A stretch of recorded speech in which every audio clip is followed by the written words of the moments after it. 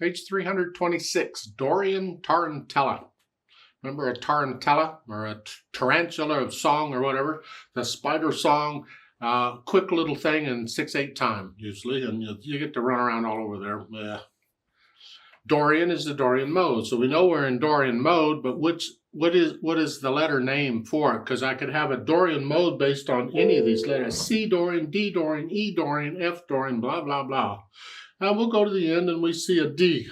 So I'll figure we're in D Dorian. Well, D Dorian, remember, is all white keys. So that makes sense because the key signature is no sharps or flats. That would tend to imply all white keys. I like through it, I don't see any accidentals. So I guess we're all white keys, so it's D Dorian. Makes sense because remember D major would have two sharps. And Dorian mode takes two sharps away or adds two flats. It could take a sharp and add a flat. I mean, you could do both, one of each. Well, that's what we're in, D Dorian. Okay. I'll just go through the process now that I've messed that up, and we'll see what we get. It's 2 pages long, almost. Treble bass clef to start. No sharps or flats in the key signature, so you say it's okay, it's either in C major or A minor. No, it's in D Dorian. Remember, we can't just go with the key signature anymore.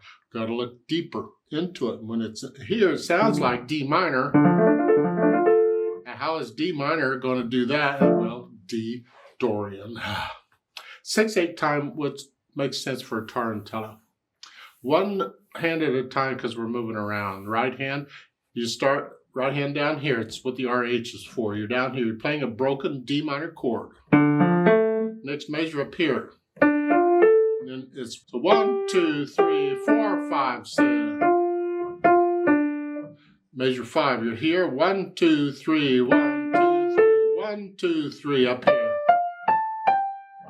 I don't really feel I need to spoon feed you these. In measure 9, you notice the bottom staff is empty here throughout the line. Put the left hand up there. So you're going to play in the right hand the notes that are the stems going up. Here. And that's pretty much it. Left hand down here, D minor, 1, 2, 3, 4, 5, 6. 4, 5, just thumb comes up. 1, 2, 3, 4, 5, 6. Not so much for that. Starting on measure 7, the right hand or the left hand's up here. 1, 2, 3, 4, 5, 6, and that should be a 2-1. We're doing the same thing we did here, up here.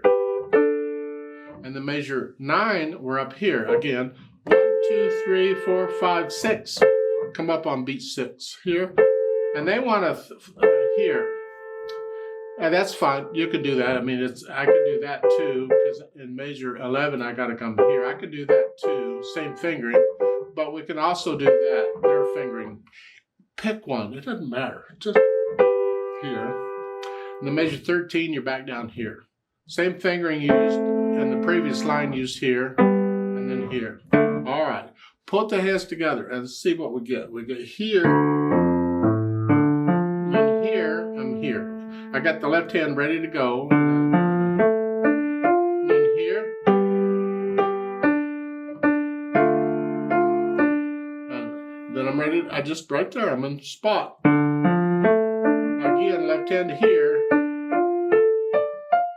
And I'm doing all that stuff. Let's go over to page 327. The last line is measure 33, I think. This broken chord all the way up. Arpeggiated chord here. Left hand out here. Left hand comes up. Left hand goes over. It's high D. You should know that note. And then down here for the right hand, that's for show. There's no reason to use that fingering other than show. That's all it is. Because that's hard. You don't have a lot of time, and because this is fast, you don't have a lot of time between this and this. That's hard. So if I were actually playing it, I'm not interested in show.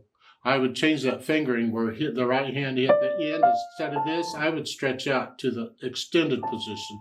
And I'd play the first note in the last measure with right hand and the second note with left hand. So it's here. Because it's easier for me to do that. But you can be showy if you want to. I don't know how that goes. So once I have the notes and the fingering and the rhythms worked out, then I'll go over it very slowly and get rid of any hesitations. And once I can do that, I think about the articulation. This is slurred all over the place. However, keep in mind, slurs you don't always lift up before and after. So I'm going to take it in phrases. I'm going to connect everything within a phrase unless I have a staccato and I don't see any. So that first line is all one phrase, I think. That's all one thought, one musical thought. So I'm going to connect it all. Because in the here, I would not separate the first two measures. I just connect them all. Like that slur line goes all the way to the third measure.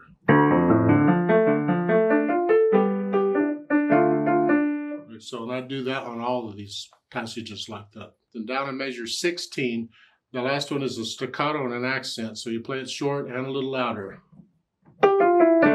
Both hands, boom, come up. Come on. Give a little extra oomph. That's what they say to do, so okay. And then the last measure at the bottom, 327. So this is an accent staccato, and then just a staccato. Yeah, no accent. And the reason is the dynamics. So let's talk dynamics.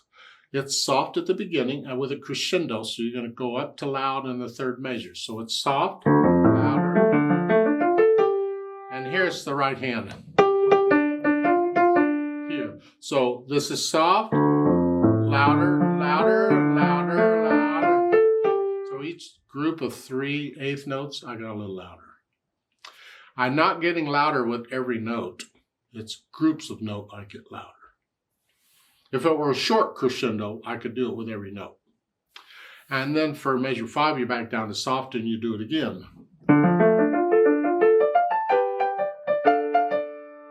And by the way, that left hand is tied there on that one. And then measure 9, you're soft again here. This is very soft.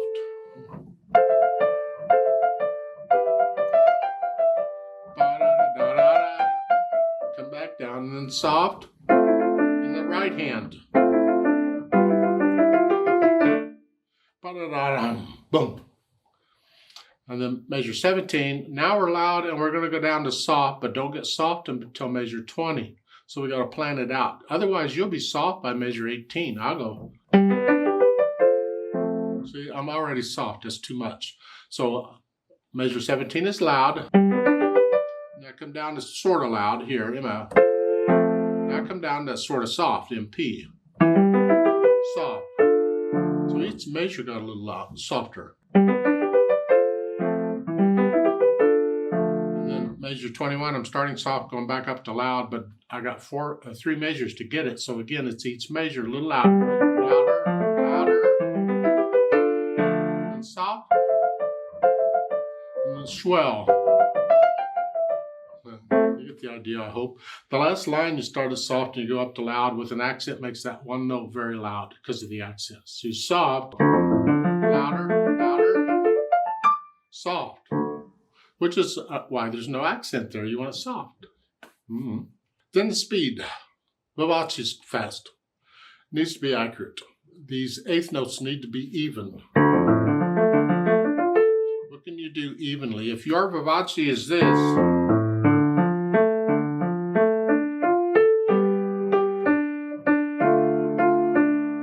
that's your vivace, good enough for me. It's 1, 2, 3, 4, 5. Actually, vivace is 1, 2, 3, 4, 5, 6. But in 6/8 time, again, it's more like the natural accents. 1, 2, 1, 2. And remember, a tarantella is usually a quick little piece with the notes running all over everywhere. 1, 2. Somewhere in there. If you can play it that fast. If you don't, by all means, slow it down. Now, they've added pedal in part of this. There's no need for pedal as far as connecting notes or any of that. It sounds just fine. And I learned it to this point without pedal intentionally. Because when I add pedal, I want to hear the difference. What's it doing? What's the effect? Why do I need it? It appears to be the effect is it's a special effect. Where we're going to build up on the broken chords and then clean it out for the melody. It's like a statement reply almost, except the statement replies in the same sentence. Well, and here you're going to have to put the pedal down with the note because these notes go by so quick. You don't have time to lag it. Just put it down. And then lift it up after you play the notes. There. So it overlaps that part. And again. And then, now we don't pedal any of this part in measure 9.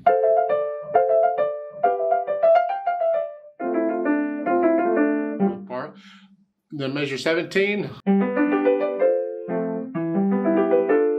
So each time we're getting these broken chords, it looks like they're pedaling up for that. And you have to be careful here on measures 21, 2, and 3 here. Because if you're not exactly right with the pedal, you'll either get silence if I lift it up too soon, or I won't catch the first note if I do it too late. It's too late. Well, in that case, I finger pedal the first note. I just hold that down. This way I have time to catch it with the pedal, so I can overlap the pedaling. Then at the bottom, it's the whole line.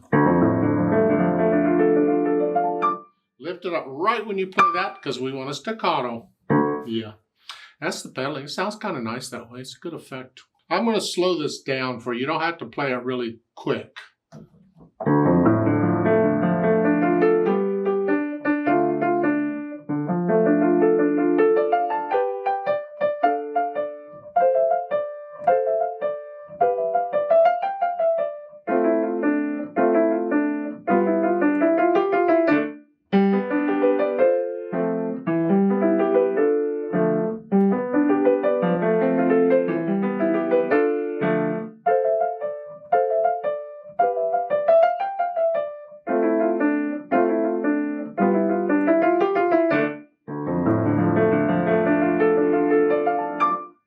That's how I might play it one time. Give me some coffee and wine or whatnot, or a different shirt, and I might play it a little bit differently. Who knows? You take it at your speed. Just make this accurate, and you're going to have to look down at the keyboard because you're moving around, but try not to look down any more than you have to. If you can get where, like that first line, if you could get where you could play that whole line without looking down, you start. Because this is right here on top of it. You can sort of feel where that is because the right hand is there. I mean, that helps too when you can start making these other leaps without looking. You're getting a feel for the keyboard on where these notes are in relation to each other. Let's play this together very slowly to check the notes and the rhythms. I'm not going to do the dynamics. We're not performing it. This is notes and rhythms. I'm not doing the pedal because you can hear the notes better without. I'll give us 6 counts. I'm going to put the metronome on 8th notes here. 1, 2, 3, 4, 5, 6. Make sure you can play it that fast or this won't work. I'll give us 6 counts, 6 8th note counts to come in. 1, 2, 3, 4, ready, go.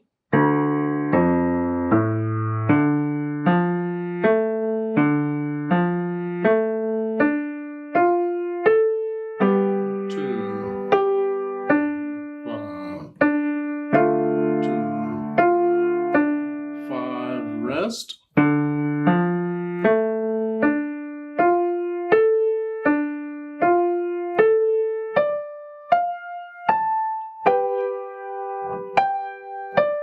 2,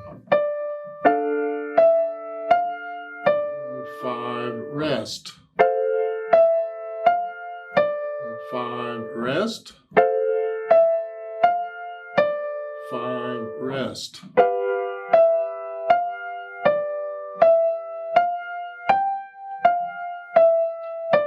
5, rest. 5,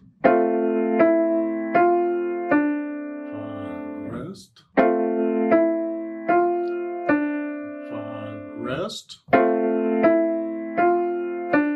5, rest.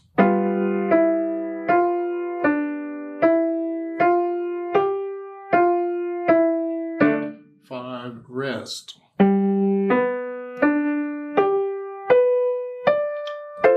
2, 3, 5, rest.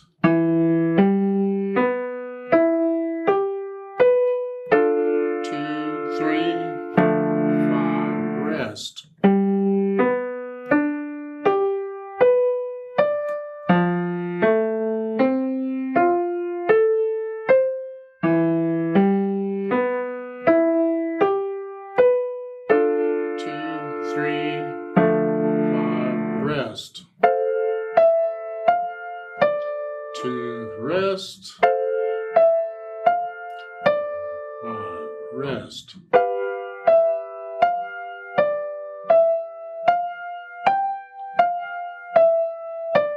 5, rest.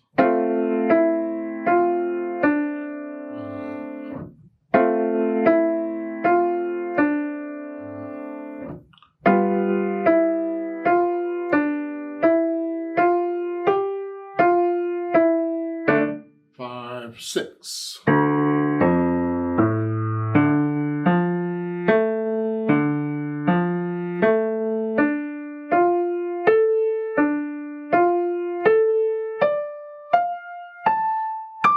2, 3, 4, 5, 6.